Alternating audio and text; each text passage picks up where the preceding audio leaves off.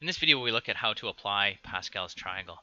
So here's a question right here asking how many paths are there to get from A to B, and the stipulation is that we can only move north and east. And part of the reason for that is that I don't want to be able to go around this block 3 or 4 or 5 times and then call that a different path from somewhere else. Otherwise, there would be an infinite number of paths. So we just want to be able to go most directly from A to B. And look at how many different ways we can do that. So let's have a look at how we can do that. So if we're starting here at A and we want to get to this location over here, there's only one way to get there. We start at A and we go east one block, and so there's one way to do that. And then we can do the same thing, make the same argument for going up to here. There's only one way to do that. We start at A and we go north, so there's one way to do that. Then we can look at, well, how many ways are there to get to this point right here in between them? Well, there's one way from the left, this way right here, and one way from below. So together, there must be two different ways to get here. We can go this way, or we can go this way. And we're just going to continue this all the way along. Looking at the bottom here, if we move to here and we want to see how many ways can we get to this location, well, there's still just one way to get to that location, and that's from the location just to the left of it. And in fact, we can continue this pattern all the way along the bottom of the grid. There's only one way to get to each of those spots, and similarly, there's only one way to get to each of these spots. And then from here, we're just going to start filling in values. So how many ways could we get here? Well, we can get there one way from here and 2 ways from over here. That must be a total of 3 ways to get to this location here. And we're just going to keep filling in. There's no right or wrong order to go in here. At some point you might realize, oh, I don't have enough information. So for example, if I wanted to fill in this corner over here, I don't have any information, or even this one, I don't have enough information yet to be able to do that. So I need to kind of fill in some gaps. So let's go ahead and fill this in.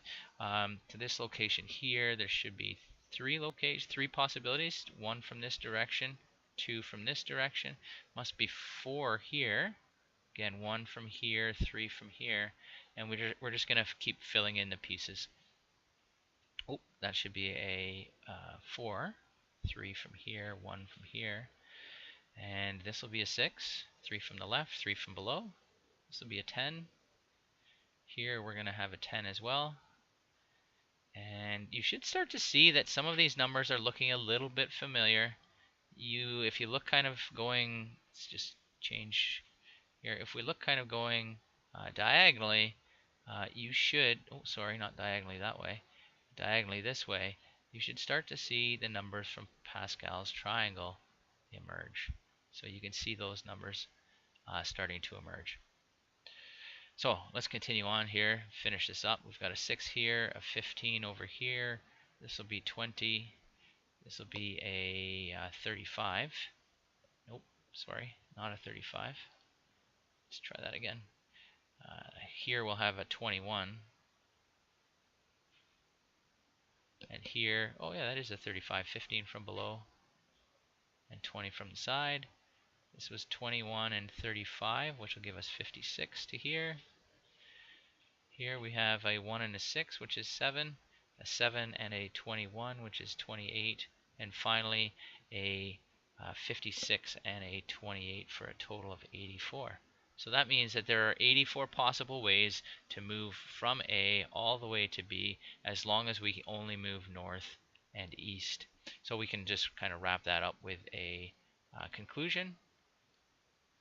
See if we can drag out a conclusion here.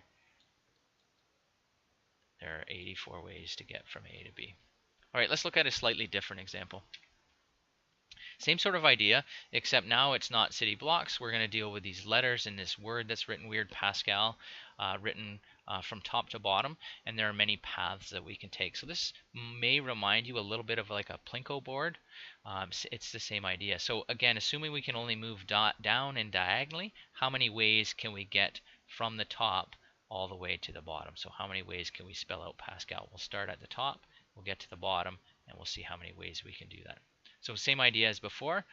If I start at the P, I can get to this A one way, from here to here. Do the same thing on this side. That happens one way. And in fact, these will be ones down the side here. Same over here. And then what about this S here? Well, I can get to this S from here, or I can get to it from here.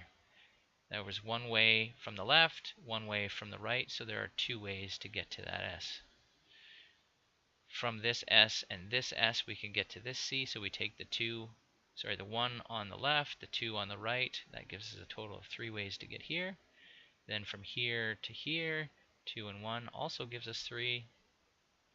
And then over here, we already have just the 1 for here. Moving to the A on the left, 1 way from here, 3 ways from here. That's a total of 4. 3 and 3 gives us 6.